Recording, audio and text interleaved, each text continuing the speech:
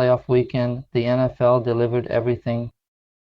Extreme tension, decisive mistakes, and performances that will go down in history for both the right and wrong reasons. In Foxborough, Boston, the atmosphere was as heavy as the game's storyline.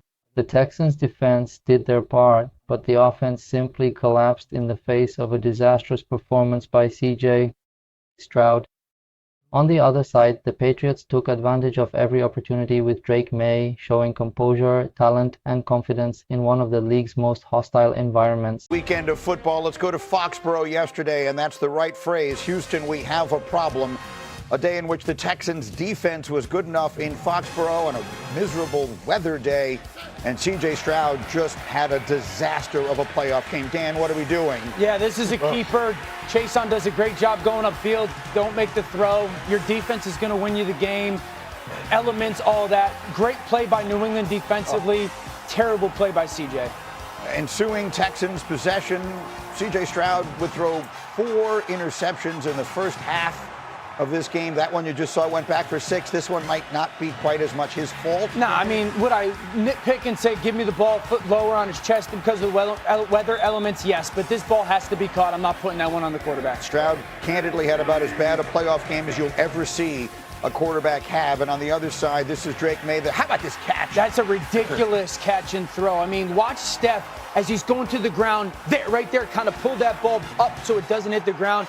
It's a great throw and catch. You want to see an even better catch? Hey, D. Wood, how about Kayshon Boutte in the end zone with this one-handed grab in the fourth quarter? Yeah, I mean, listen, Drake Maye put it only where his receiver could get it, and making that catch in that weather, unbelievable. And that was the one that broke the backs of the Texans. Even their defense couldn't hang in. Patriots win it 28-16. They're on to Denver. They'll play for the AFC Championship. The celebration from Vrabel and Maye and everybody in Foxborough, while in Houston they are left with a lot of disappointment and a lot of questions. C.J. Stroud, 4 first-half interceptions, tied for the most in the opening half of a playoff game since the merger. In all, he turned the ball over repeatedly in each of their 2 playoff games. Even though they won the first one, he had 7 turnovers when pressured. And so, D. Wood, what was the first thought you had in our meeting this morning? I would have went to Davis Mills at halftime. There's no question about it. Like 4 turnovers in the first half was unreal. But even more important than that, C.J. Stroud's body language was just atrocious. And I'm speaking as an offensive lineman, someone plays on the offensive side of football. There's nothing worse than when your quarterback is out there with no energy, pouting, just looking miserable out there, because it permeates to everybody. You have no juice. And the thing I would tell, I don't know if anyone out there would told him, but it's like, dude, we got the best defense in the league. They are bailing us out time after time after time. I can't even say it on TV. Get your act together out there. Someone should have kicked him in the balls and be like, let's go. We have this game. It's literally right there for us, and he's sitting around moping. Do that to Rex right now. I think you kick him somewhere else, Steve Wood. I think that's what he meant to say. But in fairness, I'm going to say this. It's too bad nobody had your energy on the sideline in front of that dude, because to me, that's what they needed. And it started. What, did it start the second quarter, the third quarter? Hell no, it started the first play of the game. Run the first play of the game. Are you kidding me? You're dirting the ball inside here? You want to be living for this situation. You got a chance to get to a championship game. Get in there and fire that dang ball in there. Instead, no, the conditions got to him. He played with 0 confidence. Now, who's that on? Why is he not confident? Is it because of the conditions? Probably. Is it because he can't stand the plan, doesn't understand the plan, the preparation wasn't right? Something. No confidence in the protection? Scared of the damn defense you're playing against? I have no idea. No Nico Collins? No Nico Collins. It just adds up. Where's the fire? You got to light it yourself sometimes. Yeah. And to me, you got the best defense on the planet. I went in there and I said, Houston's going to win. Why? They have the best unit in the National Football League, and that's the defense. You don't have to be a superstar. You just have to be dead-ass average, all right? Trent Dilfer, that's all the hell you have to be, okay? And you know what could have happened? You could have had a dang ring. Instead, you go in there, poop the bed. It's unbelievable. It was a very, very tough game to watch. I mean, as one who I didn't have a horse in the race, I love that Texans defense. I really thought they were going to win for the same reason. The only way you lose is if the quarterback gives the game away. And Dan, he gave the game away. Yeah, I mean, if you're Houston, you win that game with 31 other quarterbacks. And it's unfortunate. With Jarrett Stidham? And any other quarterback. I mean, it's unfortunate that we don't get this defense not only in the AFC title game, but then more than likely in the Super Bowl if they win that game yesterday. Bad quarterback play wins that game. Bad quarterback play. The pick six and the fumble, that's 10 points right there. Now, credit New England. New England made some crucial plays in crucial moments. Drake May's touchdown to the fourth down to Douglas, the touchdown to Steph with the ball placement, the booty play, no question. But if you're Houston, I think Houston and Buffalo walk away from this weekend sick to their stomach because they look at all the self-inflicted wounds. And Houston is just going to sit there and go, if 10 turnovers by CJ or 5 picks, 5 fumbles in 2 games in the playoffs. Yes. And I think now if you're Houston, you're going to sit there and go, what do we do at the quarterback position in the future? And that's the thing. I got to say something. This kid, I thought, was flat out a superstar. No, he was. His rookie year. He was. Why the regression? Why the regression? Because now he's not even average.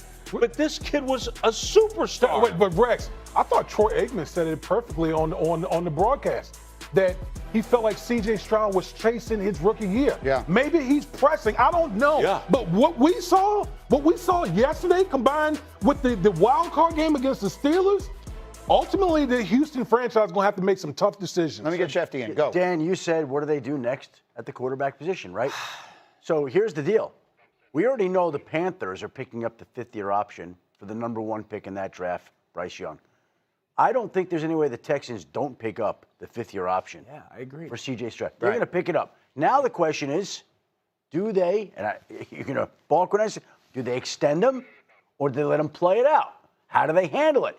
Do they feel confident in Davis Mills, who went unbeaten in his 3 starts this year? Davis Mills was 3-0. They signed him to a 2-year extension during the season. I think they probably think they're going to be okay with C.J. Stroud and Davis Mills. Yeah, that might be where they leave it, one way or another. I agree, Dan, with what you said. The two teams that... Coach, they won the Super Bowl that year. They have to take it on the road to the Mile High to take on the Broncos, who, of course, are going to be without Bo Nix, who broke a bone in his ankle in the penultimate play of the game. Broncos, needless to say, are in a very tough spot. How do they pull this off and actually beat the Patriots? Well, they're going to have to play outstanding defense, which they are capable of doing. You know, they can get after the quarterback at 68 sacks defensively. They don't give up a lot of points. They're playing at home. That's somewhat an advantage. And this is the whole deal. And I think Sean Payton understands this, that they are going to have to make sure that the quarterback doesn't lose the game. They're not going to just manage the game with the quarterback.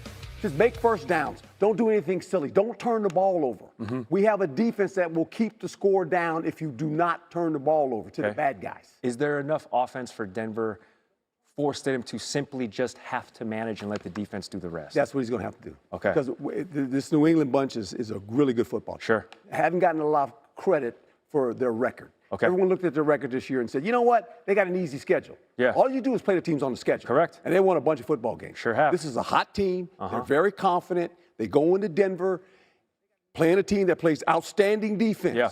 So they understand this is going to be one of those games where possessions are going to be critical. Sure. Jarrett Stidham, the quarterback who's starting for the Denver Broncos, drafted originally by the Patriots in 2019. Coach Herm Edwards hanging out with us all.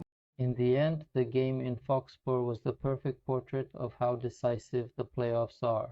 But it's not enough to have the best defense in the NFL if the quarterback gives the game away. Strom had a night to forget, marked by turnovers, a lack of confidence, and an attitude that affected the entire Houston offense. Meanwhile, New England won exactly the way championship teams used to win, capitalizing on mistakes, making big plays at crucial moments, and keeping their composure under extreme conditions. Now the Patriots continue their march toward Devon, while the Texans leave the playoffs with more questions than answers, especially regarding the future of the most important position in the sport.